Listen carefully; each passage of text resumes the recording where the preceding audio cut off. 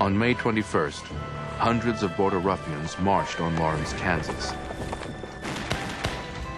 Outnumbered, the Free State men of Lawrence did not fight back.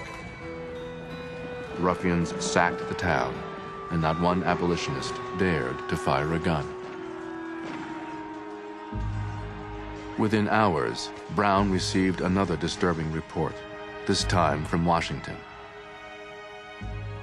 Abolitionist Senator Charles Sumner was working on the Senate floor when a Southern congressman suddenly began smashing Sumner's head with a cane. Sumner was beaten to an inch of his life.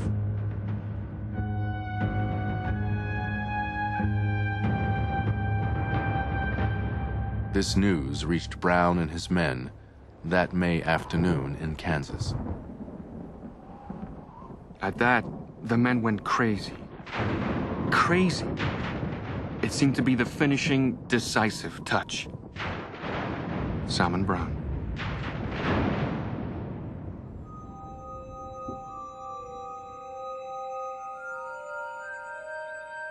Late that night, John Brown went into the woods to converse with God.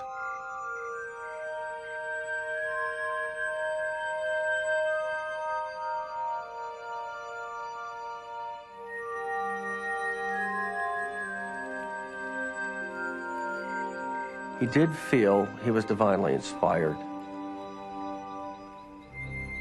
He did feel he was an instrument of God, that he'd been placed on earth to be this avenging angel, as it were.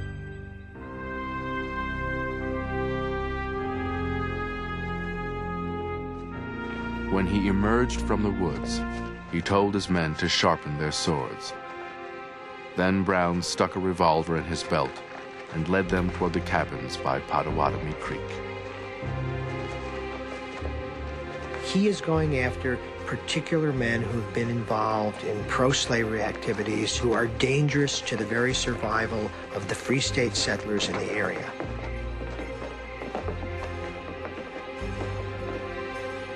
On May 24th, 1856, Brown banged on the door of James Doyle's cabin.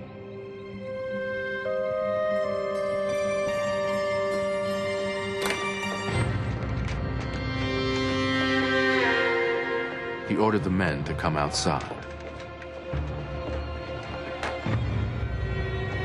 He said if a man stood between him and what he considered right, he would take his life as coolly as he would eat his breakfast.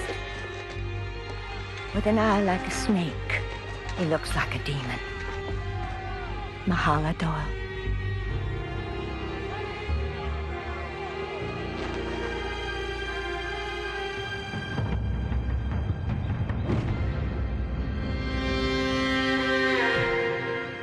Brown's men split open heads, cut off arms, executing 3 of the Doyles.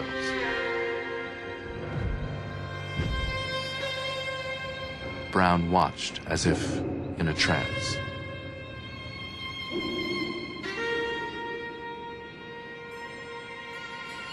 When they were done, he put a bullet into the head of James Doyle.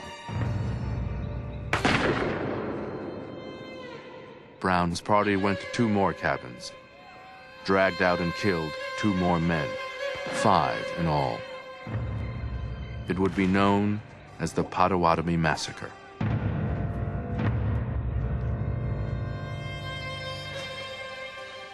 Potowahommie is cold-blooded murder. Killing people based on anger and vengeance. That blood was all over the weapons and hands of John Brown and his men at Potowahommie. It was in response to extraordinary frustration and despair. I really think he was like Samson trying to pull down the temple. I don't mean to condone it any more than I would condone a car bomb in Belfast or Jerusalem. But there is a context, there is a progression, and we have to take a leap, an imaginative leap into his time and see the world as he saw it.